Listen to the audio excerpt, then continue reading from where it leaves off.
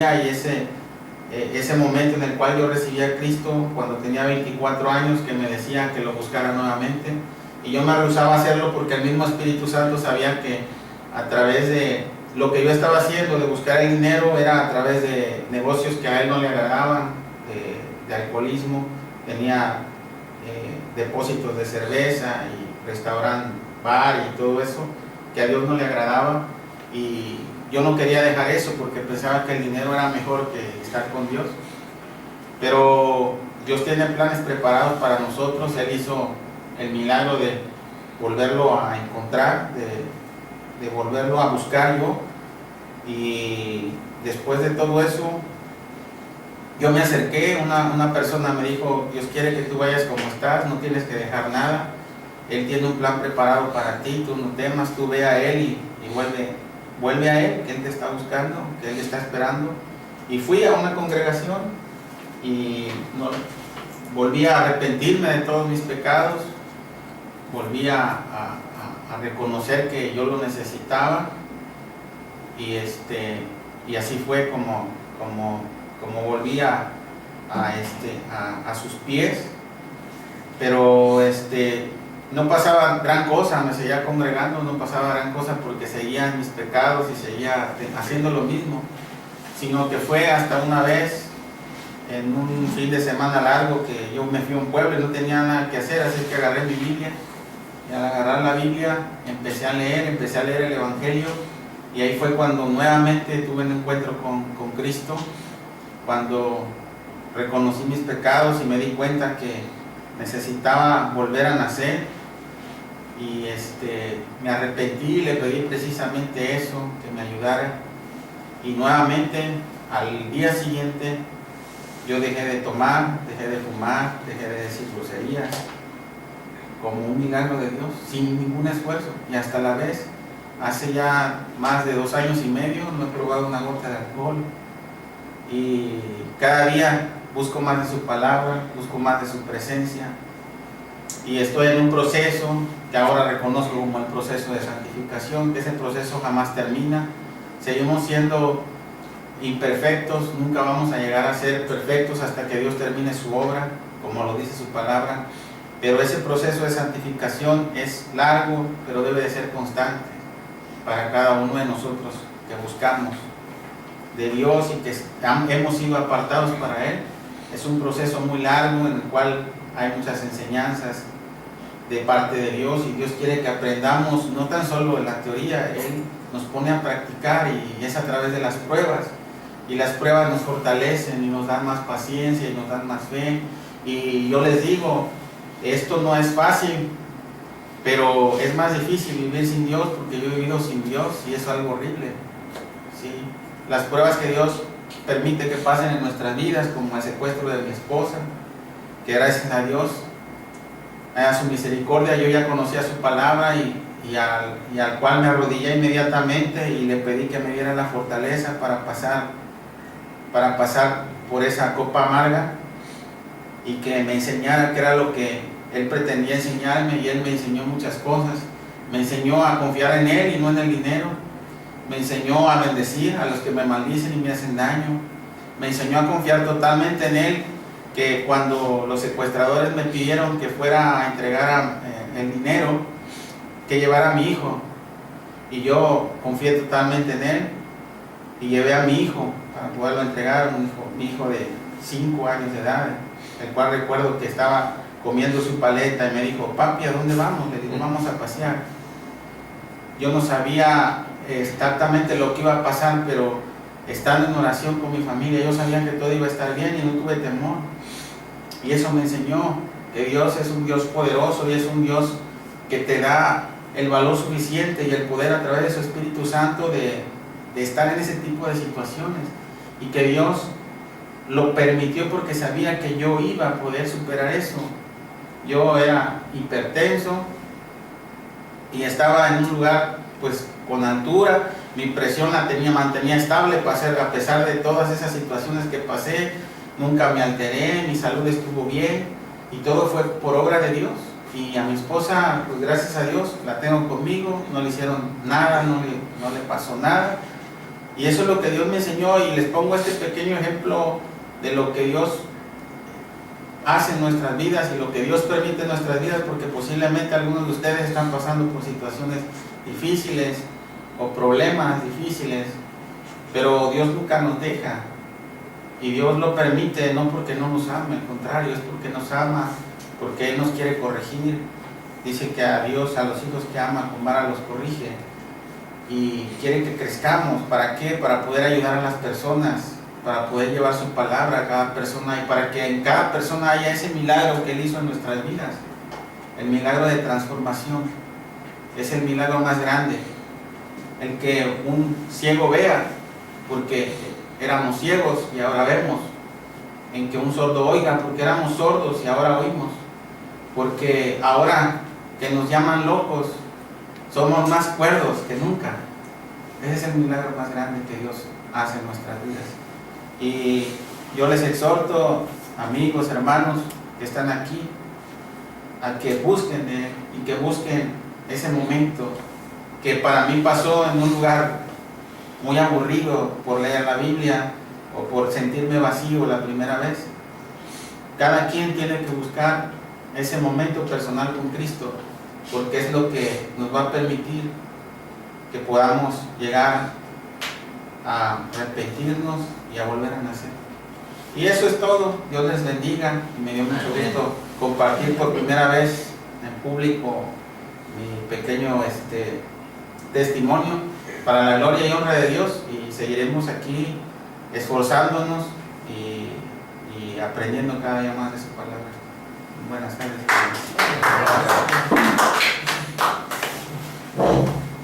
Bueno, les pido que vayamos a la última, aprovechando este testimonio. Luego nos regresamos, o se traen sus horitas para la siguiente sesión, si es que no acabamos. Miren, se trata de lo siguiente. Está la letra un poco más chica, pero ustedes tienen buena vista, y vamos a ver ahí. Significa nuestra vida espiritual enraizada en Cristo y por medio del Espíritu. Aquí hemos estado invitando a que hagan ese acercamiento directo con Dios, para decirles, ponernos a cuentas con Él, cuáles son nuestros pecados, cuáles son nuestras expectativas. Queremos la vida eterna, queremos que el pecado no enferme ni mate nuestro espíritu, porque el pecado tiene dos características: es horrendo y es mortal. El pecado es muerte. Entonces, por eso vean lo que dice la oración antes, pero no quiero desviarme ahorita. Ahí pueden ustedes constatarlo. Bueno, vean lo que está en la raíz. Es un mandamiento de Dios. Bueno, no es un mandamiento, es una verdad divina, que para poder seguir a Cristo, negarnos, seguirlo, es necesario nacer de nuevo del Espíritu y de la palabra de Dios. Y dice que nadie puede entrar en el reino de Dios si nada más somos nacidos de la carne.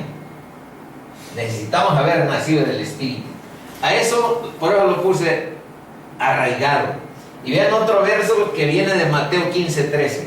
Dice: pero respondiendo él dijo: toda planta que no plantó mi Padre Celestial será desarraigada.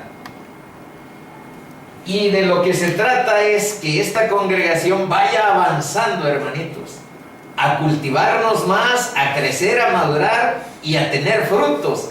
Y que aquí las prédicas, que aquí hagamos, los estudios que aquí hagamos, estén orientados a la maduración, al crecimiento y a los frutos. Pero ojo, si no hemos nacido en el Espíritu, no podemos dar ningún fruto.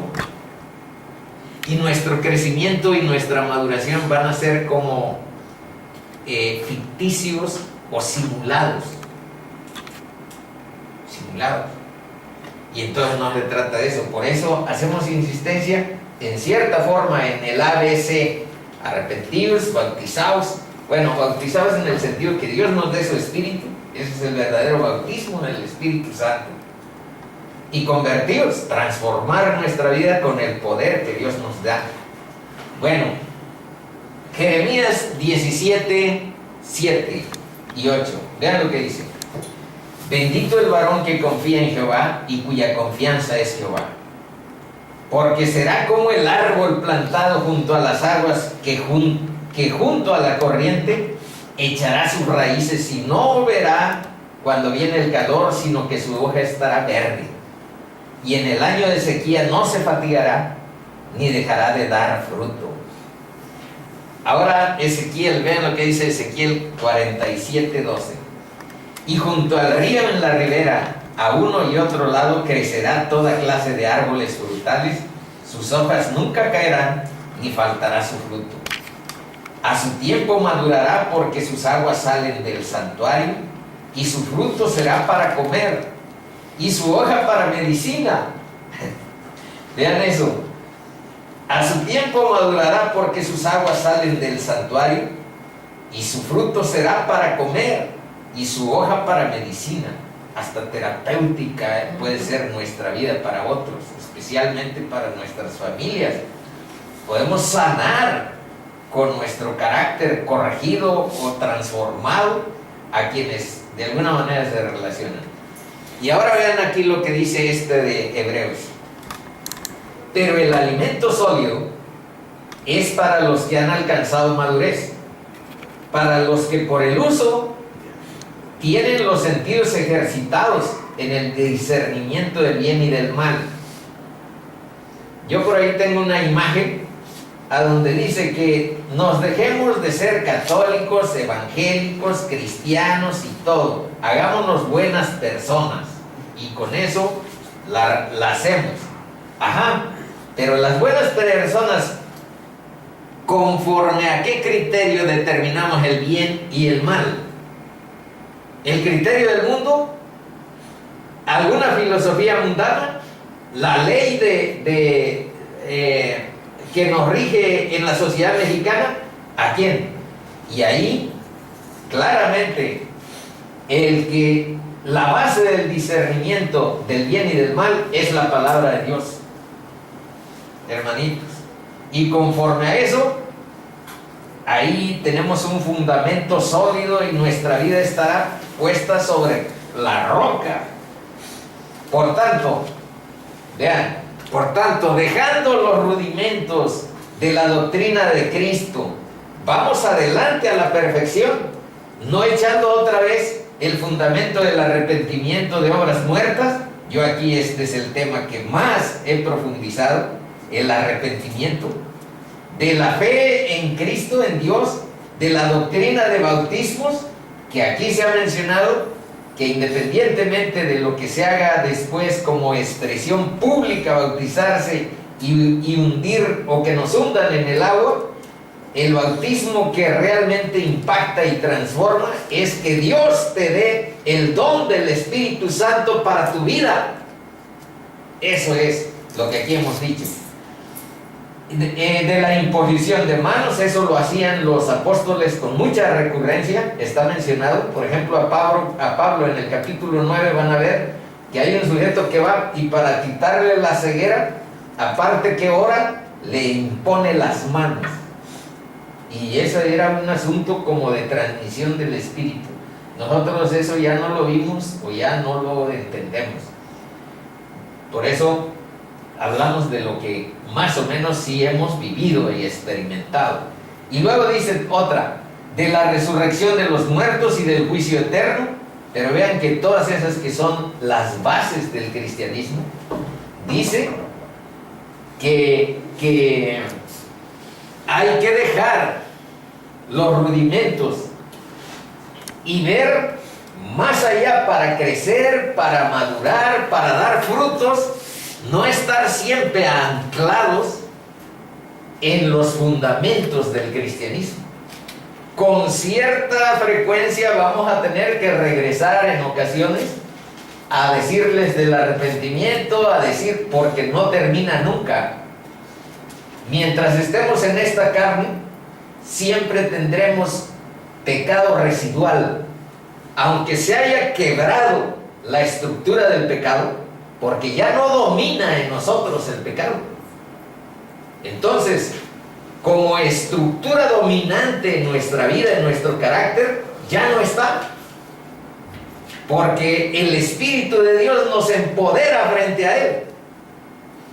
Pero si la estructura dominante ya está quebrada, hay un pecado residual que se basa en nuestra carne, y nadie puede decir no peco, nadie, porque todos lo hacemos con alguna dosis de orgullo, por decir algo. Todos le echamos un poco de envidia y generamos pocas discordias o contenciones con los demás, y Dios ve el corazón. No puedes engañar. Entonces sí hay pecado residual en nuestras vidas, y lo seguirá habiendo mientras estemos en este mundo. Pero con la ayuda de Dios se neutraliza o se erradica o se controla, porque si no tenemos un camino ahí de tratamiento eficaz respecto a ese aspecto, pues es que estamos en riesgos, hermanitos. El pecado es incompatible con la santidad de Dios y con su justicia.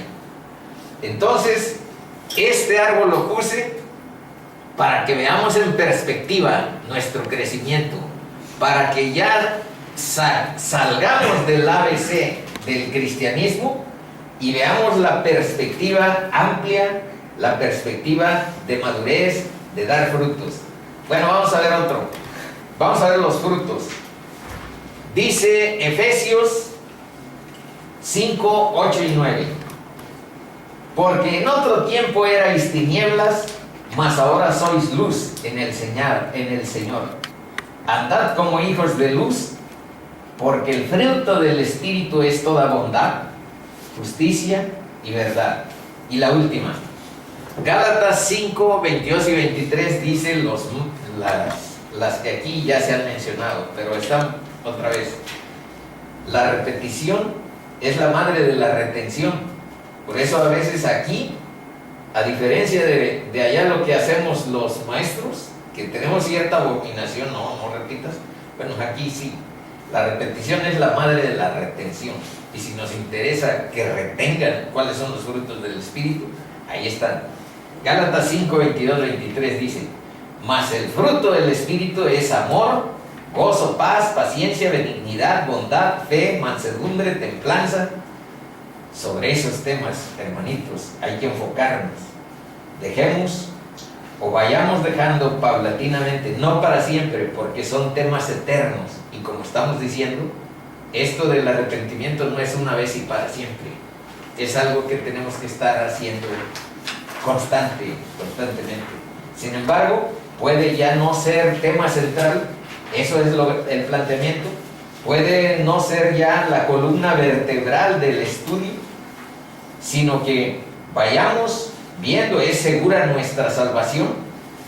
¿Qué tenemos que hacer para madurar como nuevos en la vida cristiana? ¿Qué tenemos que hacer para santificar nuestras vidas? Y cómo apoyarnos unos a otros, porque entonces sí, cuando uno nace, eres un bebé que necesita estar chupando la leche de la palabra y estar interaccionando con otras gentes que entiendan cuál es tu proceso de vida. Entonces, ahí es donde vemos la esperanza, y además de que tengamos más tiempo, más futuro y más pertinencia de estar estudiando cosas de la palabra de Dios. Bueno, hermanitos, les pido que se pongan de pie un momento, porque vamos a orar.